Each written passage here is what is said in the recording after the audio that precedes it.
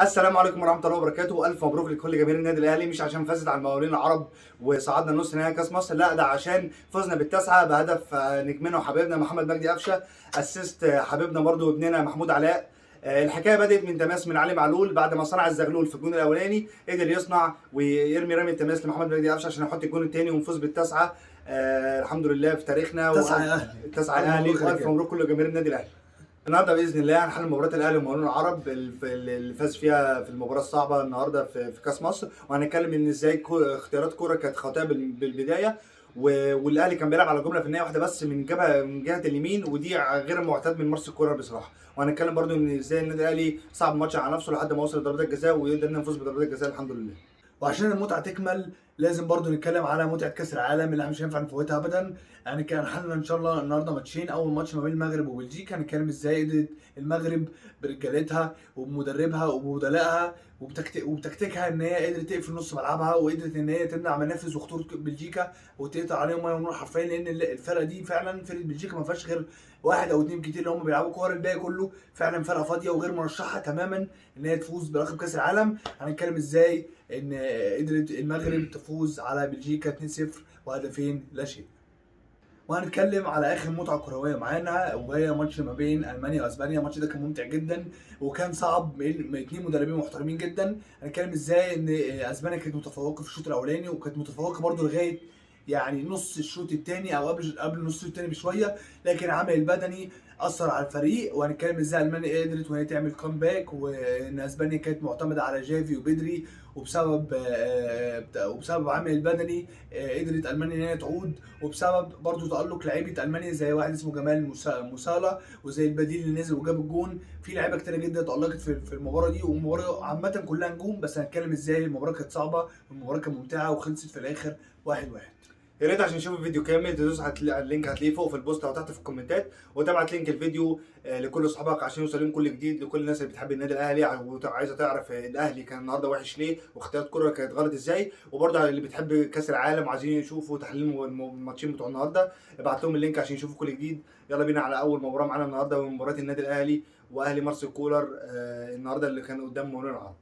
بدأ النادي الأهلي الشوط الأولاني بقيادة محمد الشناوي في حراسة المرمى، قدامه أربعة: كريم فؤاد باك يمين، محمد أشرف باك شمال، اتنين قلبين دفاع كان ياسر إبراهيم ومحمد هاني، قدام كان محمد فخري وعمرو السولية، قدامهم قفشة، وعلى اليمين كان طاهر محمد طاهر على الشمال حسام حسن، ومهاجم صريح كان شادي حسين. واحنا كتشكيله دي احنا استغربناها جدا، تشكيله غريبه بصراحه، ان هو حاطط محمد هاني بدل سيبك محمد هاني، حاطط كريم فؤاد بدل اكرم توفيق اللي استبعده خالص من المباراه. اللي هو انت استبعدته ليه؟ ولا مصاب ولا اي حاجه، ورجع من الوديه بتاعت المنتخب فريش وكل حاجه. وده مش ماتش مثلا سهل ولا حاجه، لا ده ماتش في كاس مصر.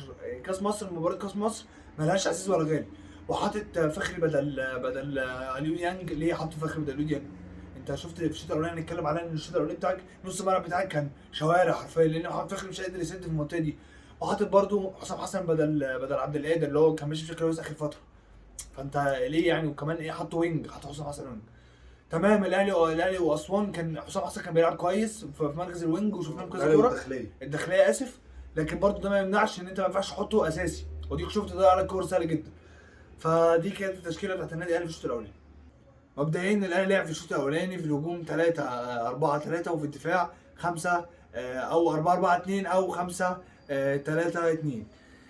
خلينا بس نبدا بالفنيات معانا. اول فنيه معانا وهو ان الاهلي كان بيلعب من جبهه واحده وهي الجبهه على اليمين، لان الجبهه على الشمال ما كانتش في الخطوره اللي نذكرها. الجبهه على اليمين اللي بيقود طاهر محمد طاهر وكريم فؤاد، وساعات قفشه كان بينزل لهم. هنشرح دلوقتي على الكوتش بورد ازاي كانت العمليه دي بتتم. دلوقتي 3 في الدفاع اهو. ده محمد اشرف اللي كان ثابت طول المباراه في الجبهه بتاعته، وده فخري وده ياسر ابراهيم. قدام بقى الفرقتين اللي بنتكلم عليها كريم فؤاد وطاهر محمد طاهر. الحته دي كلها كانت محور لعب النادي الاهلي في الشوط الاولاني، وكان ساعات قفشه كان بينزل هنا. بس الجمله المحفوظه بتاعت النادي الاهلي في الشوط الاولاني هي الجبهه اللي على اليمين الانشط، وطاهر محمد طاهر هو يعني لو هنقول نجم المباراه في الشوط الاولاني هو كان طاهر محمد طاهر، بس هو اللي كان انشط مع قفشه يعني بصراحه، مع قفشه واللي كان بيعتمد عليه. كريم فؤاد كان هنا ناحيه اليمين، لا اما طاهر بينزل له فبيستلم الكوره عشان يجريه في مساحه كده عشان يلعب العرضيه لشادي وحسام حسن اللي كانوا بينزلوا جوه ال 18 تمام، لا اما كريم فؤاد يجري طاهر محمد طاهر كده في مساحه وقفشه ينزل له هنا عشان يلعب له ال1 ويدي لقفشه تاني ال2 عشان يدي لحسام حسن او شادي حسين جوه ال 18 برده. دي اول فنيه معانا. تاني فنيه معانا ان قفشه هنا كان واخد حريه حركه جدا في المباراه في الشوط الاولاني، يعني شويه تلاقيه هنا شويه تلاقيه هنا شويه تلاقيه هنا شويه تلاقيه في نص الملعب. فقفشه في الشوط الاولاني دي تاني فنيه معانا ان قفشه كان ظاهر بشكل يعني مبالغ فيه، لان هو حرفيا ما كانش واخد ادوار صانع لعب بس، كان واخد ادوار الجناح، كان واخد دور نص الملعب، فكان واخد حريه حركه وتمركزات في نص الملعب وفي قلب الملعب في كل حته في الملعب تمام. دي تاني فنيه معانا. تالت فنيه معانا ان الكره لما كانت بتبقى على الشمال هنا سواء كان بتاعنا محمد اشرف يلعبها او اي حد، قفشه بيخش جوه ال 18، يعني كل اللي في ال 18 دول بيخرجوا بره، ما يبقاش غير في اتنين هنا قفشه وشادي حسين. فدي ثالث فنيه معانا ان قفشه كان واخد ادوار ان هو يلعب كمهاجم تاني. فاكرين ماتش الاهلي والداخليه لما كنا بنقول ان قفشه كان بينزل جوه 18 كتير قوي هو كريم فؤاد، بس كريم فؤاد ساعتها كان جناح، دلوقتي كريم فؤاد باك يمين، لكن قفشه في الشوط الاولاني كان بينزل كمهاجم تاني في غالبيه الاوقات. ودي كده كانت ثالث فنيه معانا في الشوط الاولاني. في حاجه مهمه برضو عايز اقولها ان الاهلي كان في الشوط الاولاني بيلعب على انطلاقات حسام حسن وشادي حسين اللي كان بينطلقوا من فوق في الجبهه اللي على اليمين، الجبهه على الشمال اسف بتاعه المقاولين، اللي الحته دي كان فيها مشكله. فالشوط الاولاني اغلبيه الفرص لو حد اتفرج على الملخص هيلاقي ان الاهلي بيطلع من تحت من على اليمين عشان يلعب الكوره العكسيه الناحيه الثانيه او السرور العكسي الناحيه الثانيه للجبهه اللي على الشمال بتاعه المقاولين العرب عشان شادي حسين او حسام حسن حد فيهم يقطع عشان يستلم الكوره ويحاول واحد فيهم يجيب جول تمام. انا شايف على الكوتش بورد. في الدفاع الاهلي بيقف 5 3 2 تمام. دلوقتي فرضا مثلا احنا معانا الكوره وخلاص قطعناها، لما نيجي نعمل بقى الكونتر اتاك او الهجمه المرتده كان هنا وليكن مثلا كريم فؤاد كان بيجري طاهر محمد طاهر في مساحه، بيفضل يجري كده عشان حسام حسن وشادي حسين اللي كانوا واخدين ادوار ان هم يقفوا على الجبهه الشمال بتاعه المقاولين العرب، لان الجبهه دي كلها فيها مشكله فيها صحراء يعني معنى الكلمه. طاهر محمد طاهر كان بيقطع كده وبيوصل الحته دي خلاص، فحسام حسن جه في كوره قطع له برده كده عشان ياخد الاستلامه ويضيعها ما شاء الله عليه. فالمهم ان طاهر محمد طاهر او قفشه ساعات كتير برده كان قفشه اللي هو هنا بياخد الكوره برده من هنا شفناها على حدود 18، وشادي حسين كان بيقطع له في الحته دي عشان يستلم الكوره عشان برده يحاول يجيب جون. المهم ان الحته دي بتاعه المقاولين العرب فيها مشكله. اذا الشوط الاولاني طريقه لعب الاهلي كانت من تحت لفوق او من الجبهه اليمين هي كانت اكثر نشاطا، خصوصا طاهر محمد طاهر كان بيحاول ان هو يلعب المرتدات لحسام حسن وشادي حسين اللي كانوا بيجوا من ورا عشان يحاولوا يجيبوا هدف الاولاني النادي الاهلي. والمقاولين العرب عندها مشكله في الحته بتاعت الجبهه اللي فوق دي فيها مشكله كبيره جدا، فعشان كده كولر كان بيحاول يستغلها. حاجه ثانيه برده كنا عايزين نقولها بس دي بصراحه عيب على النادي الاهلي ان في الهجمات المرتده كان الحته دي بتاعت نص الملعب دي كانت بتبقى فاضيه خالص، فبالتالي كان بيبقى في موقف مثلا كان كورودو مثلا قدام كده ما بقاش في غير 3 بتوع الدفاع، فكان بيبقى هنا مثلا الفريق بتاع المقاولين مثلا موقف 3 على 2 او 3 على 3. ليه؟ بسبب الحته دي غياب فخري مؤثر جدا ومفيش ديانج ما كانش ظاهر في الصوره لان ديانج اصلا مش موجود، فغياب ديانج مؤثر جدا وفخري اصلا تحس ان هو ما جاش المباراه، يعني الموجبات الدفاعيه بتاعت فخري لا تقارن بديانج. فدي كده كانت الفنيات بتاعت النادي الاهلي في الشوط الاولاني ملخصه سريعا ان قفشه كان واخد حريه حركه كبيره جدا، كنا بنلعب على هجمات مرتده من جبهه طاهر محمد طاهر وكريم فؤاد الجبهه الاكثر نشاطا، وطاهر محمد طاهر نجم الشوط الاولاني، ومع قفشه طبعا اللي كان بيحاول يدي السرعات وكان رجليه مظبوطه في الشوط الاولاني. والجبهه اللي على الشمال بتاعت المقاولين العرب فيها مشكله كبيره جدا اللي بيقطع فيها كريم فؤاد اللي بيقطع فيها شادي حسين وحسام حسن. وعلشان نوثق كلامنا ده بالدليل ارجعوا للمباراه في الدقيقه 17 بالظبط، ثرو من قفشه اللي كان جناح يمين زي ما قلنا في اللعبه دي. القفشه الاول وهله هتقول ان هو صانع لعب، لا هو كان في الشوط ده ولا صانع لعب ولا جناح ثابت شمال ولا يمين ولا مهاجم تاني، هو كان لا مركزيه رهيبه. كان في حته الجناح يمين استلم الكوره جرى حسام حسن بمنتهى البراعه، يعني ضرب بيها بتاع 4 مدافعين المقاولين العرب، بس حسام الحمد لله بيقول له شكرا يا قفشه وطلعها على طول بره الملعب بطريقه غريبه جدا. انت ايه اللي بتعمله ده؟ يعني طول عمرنا بنقول على حسام مهاجم كبير ومهاجم هداف في تاريخ نادي سموحه، بس الحمد لله يطلعها بره حسام حسن. برده الكره الثانيه في الدقيقه 28 برده الكره من كريم فؤاد، برده من الجبهه اليمين الكره بتتلعب من تحت الفوز زي ما قلنا. كريم فؤاد يروح ويلعبها لحسام حسن، بس المدافع يطلعها وتيجي ما بين رجلين حسام حسن وتطلع بره. هم دول اخطر كورتين في المباراه. عايزين نتكلم برده عن سلبيه غريبه في النادي الاهلي في الشوط الاولاني قدام المقاولين، ودي غير المعتاد من كولر يعني. عدم استغلال الكرات الثابته، الضربات الثابته والضربات الركنيه. النادي الاهلي جاله بتاع تقريبا 3 ركنيات واثنين فاول، ما استغلهمش خالص بجنيه يعني. ما شفناش اي تكتيك او اي جمله تذكر في الضربات الثابته والضربات الركنيه، ودي حاجه غير معتاده من كولر اللي مسجل قبل توقف الدوري كان مسجل 5 اهداف من اصل 12 هدف من الضربات الثابته يعني. نيجي للشوط الثاني. طبعا شوط اتحرق فيه دمنا. نفس اللعبه هو نفس طريقه اللعب ما اتغيرتش. برده اللعب تجميع اللعب من الجبهه اليمين عشان يعمل عرضيه لشادي وحسام بس المره دي حصل تبديل مراكز ما بين حسام وطاهر. حسام طلع فوق وطاهر نزل تحت، بس هي طريقه اللعب هي تجميع اللعب من على جبهه حسام وكريم فؤاد عشان يعملوا عرضيه لشادي والطاهر محمد طاهر. في اول الشوط خرج السوليه وخرج ديانج اللي كنا بنطالبه ان هو يبدا اصلا المباراه بشكل اساسي بسبب عشان يغطي المساحات اللي في الملعب. ده كان الطبيعي. بس الغريب ان هو طلع السوليه وما طلعش فخري. ما مش عارفين ليه، بس المهم ان هو طلع السوليه ونزل ديانج عشان يبدا بعمليه تغطيه للمساحات اللي كانت بتبقى في خط ظهرنا. في اول الشوط عرضيه خطيره من حسام حسن، اللعبه اللي بنتكلم عليها تجميع اللعب من ناحيه اليمين ونلعبها عرضيه على طول ناحيه الشمال، عرضيه من حسام حسن لشادي حسين اللي المدافع اللي سقاها في اخر لحظه، ودول كده كانت هتبقى جون مؤكد.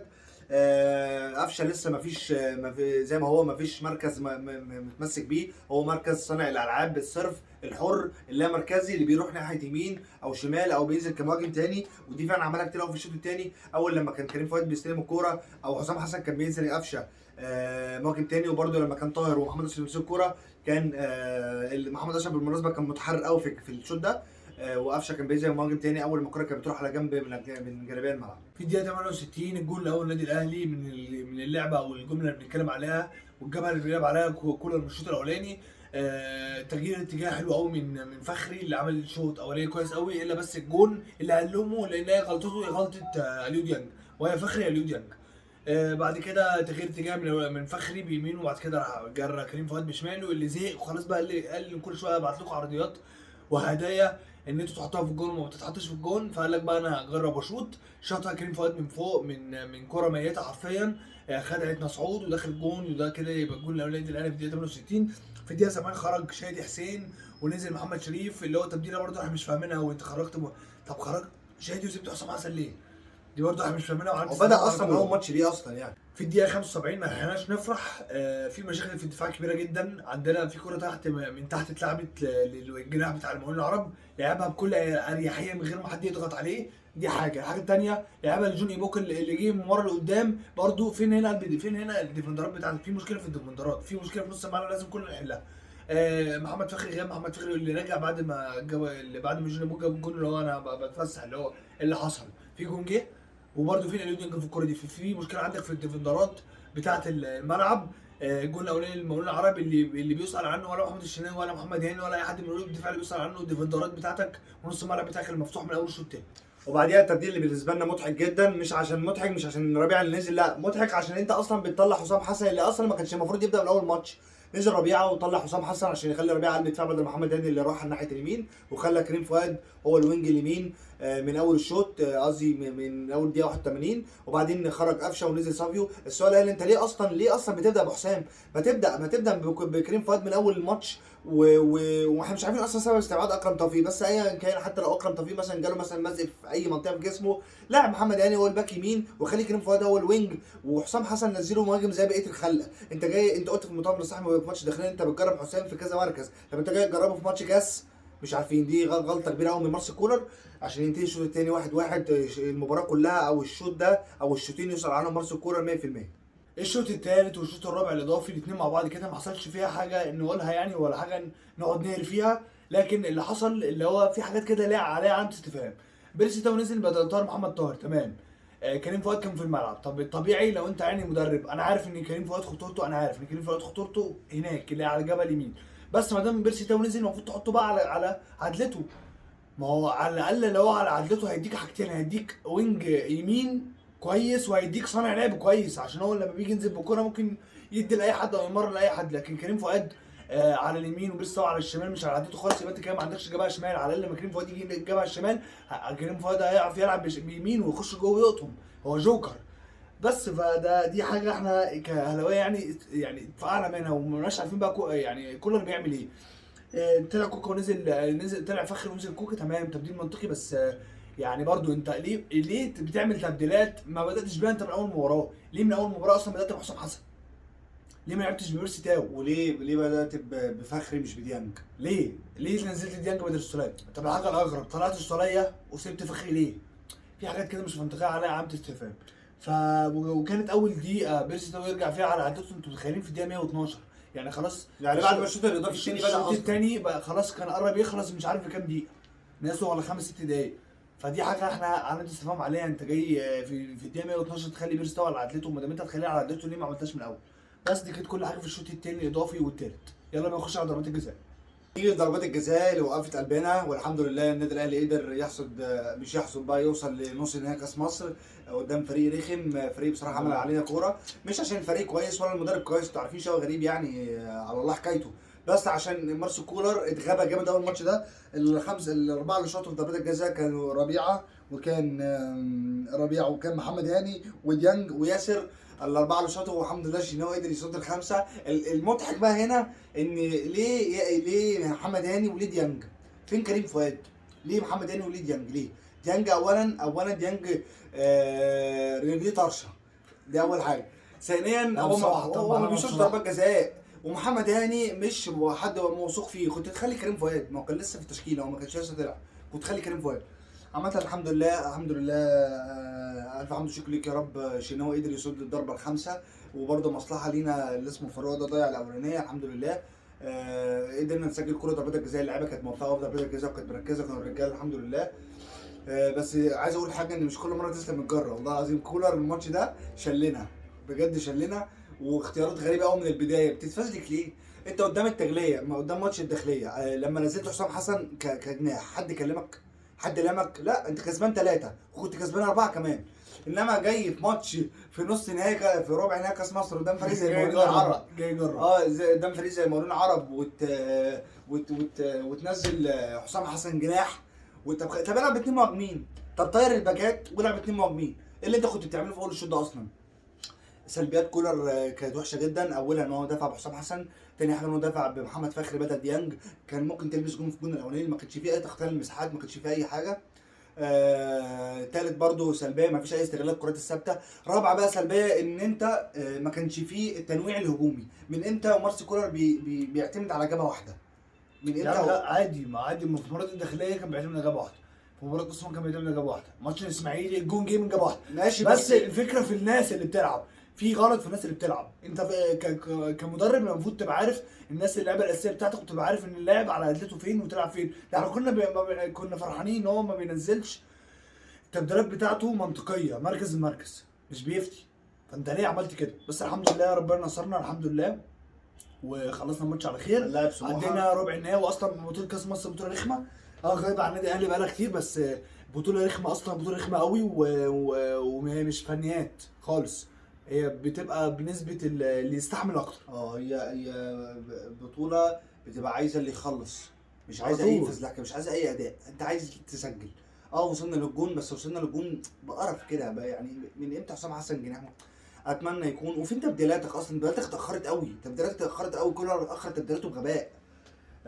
قدام هنلعب سموحه يوم 16 ان شاء الله فبراير باذن الله، هيبقى يوم جمعه في نص النهائي، ان شاء الله نكسب باذن الله.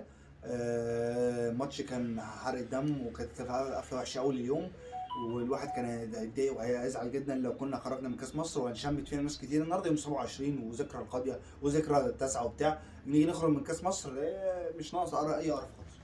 دي كانت بالنسبه لكل حاجه لمباراه النادي الاهلي والمقاولون العرب في ربع نهائي كاس مصر. الشوط الاولاني ما بين بلجيكا والمغرب، بلجيكا كانت واقفه في الهجوم 3-1 4-2، وفي الدفاع كانت واقفه 3-4-3. بلجيكا في الشوط الاولاني كانت بتعتمد على لعبه واحده، وهي الجبهه اللي فوق بتاعه الثنائي هازارد واخوه تورجان هازارد، كانوا بيعتمدوا على لعب الكرات في خط ظهر المغرب للمهاجم اللي اسمه باتشواي. فبلجيكا كانت واقفه زي ما قلنا 3-1 4-2 في الهجوم. كان بتعتمد على تكوين مثلث على الشمال وعلى اليمين. على الشمال كان بيبقى فيه واقف هازارد، وعلى اليمين كان بيبقى فيه دي بروين. فكانت بتعتمد على التمريرات البينيه اللي في خط ظهر دفاع المغرب للمهاجم باتشوايي ده. واول دقيقتين او اول 5 دقائق ده خير دليل على كلامي، في كره اتعملت اول 5 دقائق. تورجان هازارد اللي هو اخو هازارد الصغير عمل كره لباتشوايي، بس حارس المغرب تألق فيها وطلعها بمنتهى البراعه يعني. كان بيبقى في تبديل مراكز كتير جدا ما بين دي بروين وهازارد بهدف ان تشتيت دفاع المغرب وتفكيك الدفاع ده، لكن ما يقدروش يعملوا اي حاجه. ده المغرب واقفه كويس قوي، هنتكلم عن المغرب بعد شويه. بس عايزين نقول ان بلجيكا كل لعبها كان بيبقى تمريرات سريعه، وعندهم مشكله في التحضير ومشكله في التمريرات، اللعيبه مستعجله. ده غير ان هازارد اصلا مش مشكله في جاهز. هازارد. احنا والله العظيم لو كان مش هينفع هازارد ودي بروين في تشكيله واحده، لان بلجيكا بتعتمد على هازارد النسبه الاكبر، وده مش هينفع. هازارد مش هيديك اللي انت عايزه. هازارد مش جاهز بدنيا اصلا خالص. لو خليت دي بروين بدل هازارد فوق من اول ولاعب اي لاعب تاني بداله تحت، بس انت ما تجاملش لاعب على حساب المنتخب بتاعك. فدي كانت كل لعب بتاع بلجيكا. هقول تاني، بلجيكا كانت بتعتمد على تكوين مثلث على الشمال ومثلث على اليمين، وخصوصا اللعبه اللي على المثلث على الشمال ده اللي كان بقياده الباك الشمال وتورجن هازارد كانوا بيعملوا كرات بينيه بسرعه سريعه، قصدي في ورا خط ظهر منتخب المغرب، عشان يوصلوها للمهاجم باتشوايي عشان يحطها في الجول. بالنسبه لمنتخب المغرب واقفه 4-1 في الدفاع. بصراحه في الشوط الاولاني المغرب كان عامل اداء دفاعي جامد جدا، بسبب ان حكيم زياش واشرف حكيمي الاثنين كانوا واخدين تعليمات ان هم يرجعوا عشان يغطوا الجبهه بتاعت الاخطر بتاعت بلجيكا في الشوط الاولاني اللي احنا قلنا عليها، بتاعت هازارد وتورجن هازارد، وساعات كان دي بروين بيجي برده في الجبهه دي، والباك الشمال بتاع بلجيكا.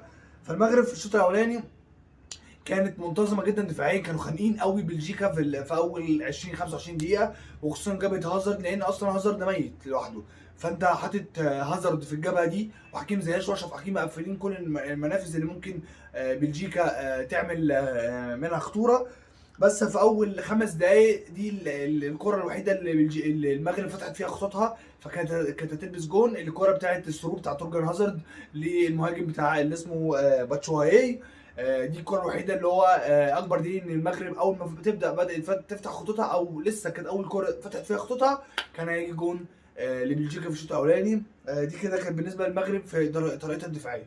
بالنسبه لهجوم المغرب في الشوط الاولاني، المغرب كانت بتعتمد على كره واحده بس، وركزوا معايا في كلامي، بتعتمد على الطوليه من الدفاع للهجوم او من الدفاع للوينج، سواء كان الباك او الوينج، سواء كان الجبهه اليمين او الجبهه الشمال. المدافع او نص الملعب بياخد الكوره، الوينج بيطلع له عشان يستلم، اللي هو انا هموه او اعمل فينت اللي انا استلم الكوره. فبالتالي الباك اليمين اللي هو مثلا اشرف حكيمي بيقطع بياخد سبرنت عشان ياخد الطوليه اللي جايه من ورا لقدام. نفس القصه برده الباك، لا اما مثلا هيقطع هيعمل نفسه بيقطع، فالوينج بيطلع عشان يستلم. فبرده ايه النص ملعب يلعب الطوليه ده. بالنسبه للجبهه اليمين بتاعت اشرف حكيمي وحكيم زياش، الجبهه الشمال نفس القصه، الوينج بيطلع يستلم يموه ان هو يستلم، والدفاع بيلعب كره طوليه للباك اللي هو جاي مره لقدام. وبلجيكا اصلا ذات نفسها عندها عيب خطير جدا، ان هي بتسيب مساحات في خط ظهرها زي ما عملت في الوديه بتاعت منتخب مصر.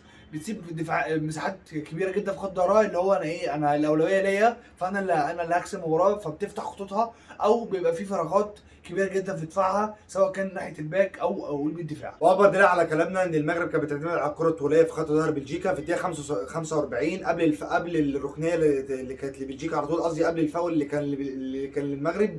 الكوره اللي راحت لحكيم زياش ووقع فيها، الكوره دي كانت طوليه من الباك الشمال لحكيم زياش، اللي خدها وحاول يراوغ فيها، بس المدافع وقع بسذاجه ولعبوا ضربه حره في لكورتوا، والمدافع قدر هو يسجل فيها، بس للاسف حسب التسلل. فالمغرب بخطتها وبخطه التحولات الهجوميه عن طريق الكرات الطوليه اللي بتضرب بيها خط دفاع بلجيكا، دي كانت تقدر تسجل بيها هدف والتاني، بس لا قدر الله ما شاء فعل، والشوط خلص 0-0 ما بين بلجيكا والمغرب. نيجي للشوط الثاني من مباراه بلجيكا والمغرب. احنا شفنا شكل تاني للمغرب، ده مش المغرب بتاع الشوط الاولاني، فخر العرب والله. ده مش المغرب بتاع مباراه حتى كرواتيا ولا بتاع الشوط الاولاني. شفنا المغرب نازل فاتح خطوطه، الباكات اليمين والشمال والوينجين فاتحين خطوطهم، نص الملعب بيزيد، كنا بنشوف خط سداسي، والمهاجم كان بيبقى وحيد في خط 18. يبقى المغرب في الناس الشوط الثاني عايز يسجل، هم فاتح خطوط وشايف ان خلاص بلجيكا فعلا فرقه فاضيه هجوميا ودفاعيا. مش هنقول لكم ان هجوميا احسن من الدفاع، لا، الهجوم اوحش من الدفاع عند بلجيكا. احسن لعيبه في المغرب في الشوط الاولاني كان حكيم زياش، والوينج الشمال كان اسمه بوفون. سفيان بوفون هو ده اللاعب ده بصراحه، لاعب حكايه بصراحه. انا مش عارف طلعوه ازاي. والمدرب كان غلطان جدا ان هو طلع لاعب زي ده، كان بيعتمد على اختراقات سفيان بوفون وحكيم زياش مع الباكين اللي كانوا بيزيدوا وكانوا بيلعبوا العرضيه للمهاجم. هي دي اللعبه اللي كانوا بيلعبوا عليها المغرب. والمغرب في الكرات الثابته يا جماعه ممتازين جدا بصراحه، ممتازين جدا. كره ثابته في دقيقه 72 اول كره المغرب. لا المغرب سجل من الكرات الثابته في الشوط الاولاني حسب التسلل عشان ربنا يكافئهم على طول في الشوط الثاني. كل الناس افتكرت، حتى كورتوا افتكر ان هو يلعب عرضيه. لا بس اللاعب اسمه صبري بجد او صبريه حاجه زي كده، لعب الكوره بمعلمه، اللي هو انا خلاص انا داخلها جون، انا عايزها في الجون. غفل بيها كورتوا كان مستوى وحش قوي النهارده. ده مش مستوى كورتوا خالص. اللاعب بتاع المغرب لتاني مره يعمل حجب عن الرؤيه وكورتوا يمسك الهوا وتخش 1-0 للمغرب على طول. عشان بعدها خلاص بلجيكا بقى عايز ينزل. بلجيكا خلاص، يعني بلجيكا ملوش اي حلول خالص. المغرب بدات تنزل حمد الله ويلعب على المرتدات، وفعلا نجح بكوره مرتده من حارس المغرب للهجوم بتاع المغرب حكيم زياش ياخدها يقطم بيها ويعملها عرضيه للمهاجم لوحده خالص ويسجل الهدف الثاني للمغرب. الشوط ده ما فيهوش اي فنيات تذكر لبلجيكا خالص. هازارد طلع اللي كان المفروض اصلا ما يشاركش في المباراه، والمفروض اصلا ما كانش يتاخد كاس العالم. طلع ودي برون هو اللي كان مسؤول عن عمليه بناء اللعب. بس خلاص ما فيش اي جمله تذكر لبلجيكا، منتخب فاضي ومدرب فاضي وفرقه كلها فاضيه. ربنا الحمد لله كلم مجهود المغرب بالفوز. الف مبروك لشعب المغرب والف مبروك للشعب العربي كله. كده المغرب معاه 3 نقط وموقفها بقى كويس قوي ان شاء الله اللي هي تصعد من دور المجموعات. ودي كانت كل حاجه في مباراه بلجيكا والمغرب. نيجي للشوط الاولاني بقياده المانيا واسبانيا. الشوط ده من جانب واحد فقط، هو منتخب اسبانيا الممتاز جدا في الضغط العكسي. الشوط الاولاني عباره عن الضغط العكسي من المنتخبين، بس خصوصا منتخب اسبانيا اللي خلى المانيا تفقد الكره بطريقه غريبه جدا، واللي خلى مانويل نوير اللي هو يعتبر من احسن حراس العالم في عمليه بناء اللعب ومن احسن حراس العالم اللي بيلعب برجله، يعني خلاه يغلط مرتين او 3 وكان ممكن يكلف المنتخب بتاعه هدفين.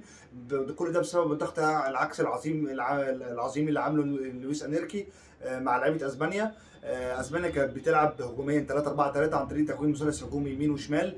شمال بقياده بيدري وواحد لاعب اسمه اولمو، الجناح ده كويس جدا قوي في الاختراق في خط ظهر المانيا بقياده بيدري اولمو وجوردي البا. والمثلث اللي على اليمين بقياده توريس وجافي وكارفاغال.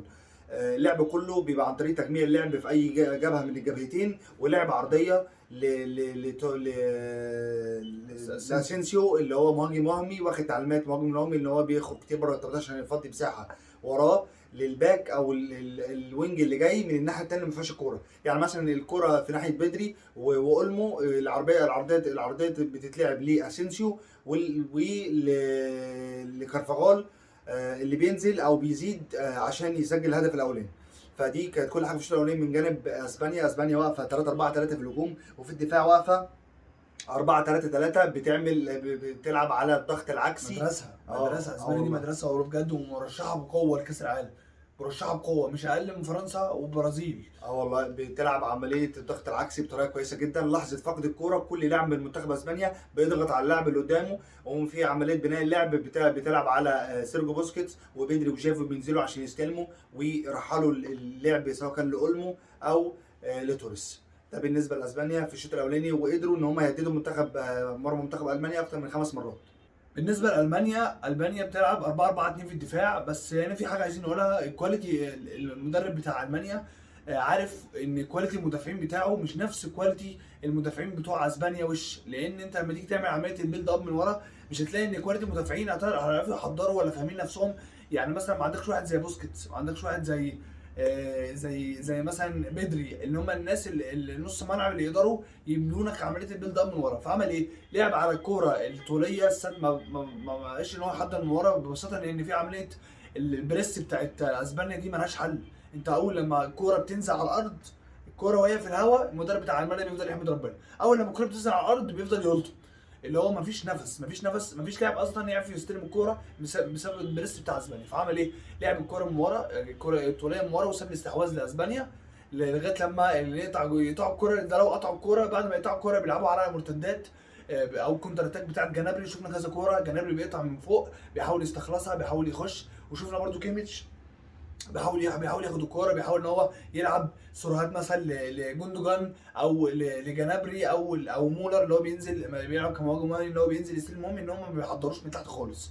هاتولي كوره في الشوط الاولاني المانيا عملتها حضرتها من تحت، مستحيل تلاقوا كوره. ولما كانت بتحضر من تحت كانت بتاخد على عينها اصلا. ونوير غلط بسبب الموضوع ده. فهم سابوا الاستحواذ لاسبانيا وابتدوا يلعبوا على المرتده بتاعت جنابري وبتاعت مولر وبتاعت جوندوجان اللي هو بيحاول يسند معاهم.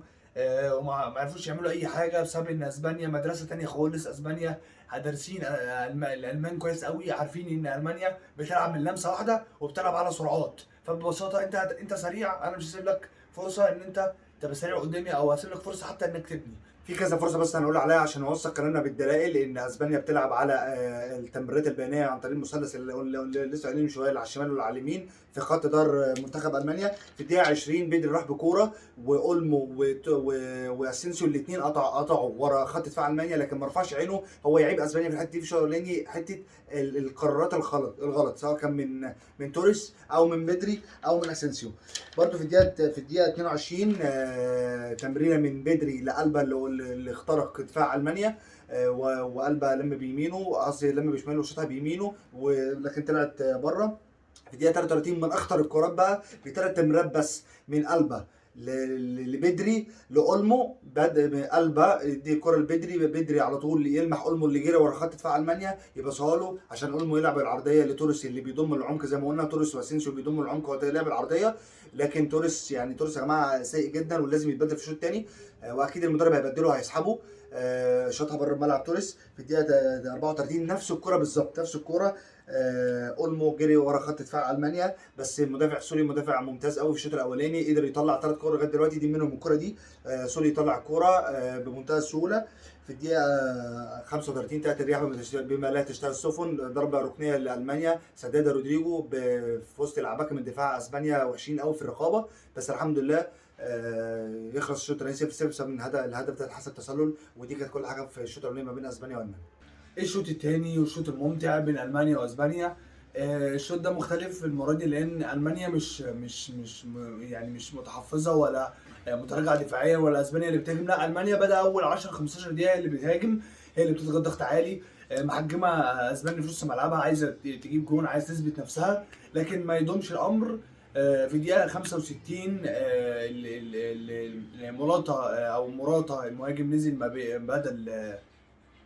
بدل توريس اللي هو ما كانش متألق خالص ولا كان موفق جدا في الشوط الاولاني. ولا اسينسيو بقى راح على ناحيه الشمال. اسينسيو راح وينج، تمام، ومراتا راح في مكانه مهاجم صريح. في الدقيقه 65 الكره اللي بنتكلم عليها خطر اسبانيا بيكمن في الاطراف او في الباكات. كره عرضيه من جوردي ألبا كويس قوي، اللي هو مش باين عليه السن اصلا، هو متألق جدا سواء كان في برشلونه او في اسبانيا. جوردي ألبا يعمل كره عرضيه يحطها مراتا بسن رجله في حته يعني زي ما بنقول على كده في السوكه، اللي هو في حته ضيقه جدا مستحيله على نوير ان هو يجيبها ده. واسبانيا ساعتها كده تجيب الجون الاولاني. بعد الجون الاولاني لاسبانيا خلاص بقى المانيا اللي هو ايه قبل ما المانيا تبدي التدريبات بتاعتها قال لك المانيا يعني شبه فقدت الامل. برضه اسبانيا راحت بكذا كوره، وفي كذا كوره برضه راحت برضه جوردي ألبا وجافي برضه خد الكوره وسابها وفوتها لاسينسيو، واول وينج بتاعهم مش فاكر اسمه ايه خدها برضه وسابها لجافي. خدها وسابها لجافي وده الاسينسيو، بس الاسينسيو للاسف بيصطاد عصافير هو ولا توريس. انا الكوره دي لو كان داس عليها وراح يعني خد له بس بتاع 3 ثواني بالظبط وقدم شويه وشاطها خد جون. يعني انا من رايي في واحد عندك زي بالدي، وواحد عندك زي فاتي، ناس عندك كتير جدا لعبهم بدل توريس ولعبهم بدل اسينسيو، الاثنين مش موفقين خالص. بعد اول 65 دقيقه او 70 دقيقه من المباراه تحس ان اسبانيا وقعت فنيا وبدنيا. نزل غلط كبير قوي من انيركي ان هو طلع اسينسيو ونزل لاعب اسمه ويليامز. احنا مش بنقول ان اسينسيو يطلع، لا اسينسيو يطلع بس نزل لاعب جاهز شويه. ويليامز خارج نطاق المباراه تماما ومنزل له ادواره الدفاعيه، واسينسيو مش ملوش ادوار دفاعيه كبيره نظرا طبعا لصغر حجمه، هو لعيب هجومي اكتر منه وينج دفاعي، بس نزل ويليامز للدفاع. بس لازم تكون اللاعب اللي انت نزلته يكون بيجيد الدفاع ويجيد المرتدات. ويليامز ما جاتش اي مرتده، كل الكرات اللي خدها ويليامز كانت قطعت منه على طول. طلع جافي ونزل كوكي. عايزين نسال بقى هو ليه جافي طلع اصلا؟ وجافي حتى لو هو ما كانش ظاهر قوي في الشوط الثاني بس ادواره كويسه. بصراحه تغييرات انريكي كانت عليها علامه استفهام كبيره، هي دي اللي خسرت المباراه. واللي خسرت المباراه اكتر ان الفريق واقع بدنيا جامد قوي. ما بقاش يعمل الضغط العكسي ولا الضغط العالي اللي بنشوفه. الكره بقت من ناحيه المانيا بس، المانيا اللي بتهاجم، نزلت ثاني وبتلعب على جمال مسيلي. موسيالا قصدي، جمال موسيالا بتلعب على الجبهه دي هو هو اللي كان ظاهر قدام. جمال موسيالا لعيب كبير جدا بصراحه. وساني مع بقيه اللعيبه، هم دول اللي عملوا الفرق لمنتخب المانيا. عشان على طول في الدقيقه تقريبا، في الدقيقه حاجه و70 او الدقيقه 80 تقريبا، جه كوره من ناحيه اليمين من جبهه ساني اللي خد الكوره ولعب الثرو المهاجم بتاع المانيا اللي لسه نازل في التبديلات، وجاب جون بمنتهى السهوله. يعني تمركز دفاعي وحش قوي من منتخب اسبانيا. وزي ما شفتوا كده انيركي تقريبا خلاص اكتفى بالجون. هو تقريبا ده مش اسلوب انيركي لو عايز يكسب، احنا عارفين اكيد يعني، انتوا كلكم عارفين ان انيركي لو عايز يكسب الاسلوب بتاع الضغط العكسي والضغط العالي ده مش هيقع لحظه. بس والله احنا فرحانين ان المانيا اتعادلت. الحمد لله كده متعادله ماتشين، فاحنا فرحانين والله حرفيا. لا ده خسرت ماتش وتعادله ماتش احسن. كده لويس انيركي ان شاء الله يكسب الماتش الجاي، يصعد رسمي باذن الله. والمانيا محتاجه معجزه، يعني محتاجه تكسب الماتش الجاي واليابان تخسر، او اليابان تخسر. ان شاء الله تخسر المانيا الماتش الجاي باذن الله ان شاء الله. دي كانت كل حاجه في مباراه اسبانيا والمانيا. احنا شفنا ماتش محترم ما بين اثنين مدربين كويسين واثنين منتخبين على اعلى مستوى. تكتيك كويس قوي من حيث الضغط العالي والضغط العكسي. شفنا اداء التفاصيل اللي بيلعب عليها نوس انيركي، والضغط العالي الكبير قوي اللي لعب عليه مدرب المانيا خصوصا في الشوط الثاني، والتبديلات اللي عملها اللي عملت الفارق. ودي كانت كل حاجه في مباراه المانيا واسبانيا.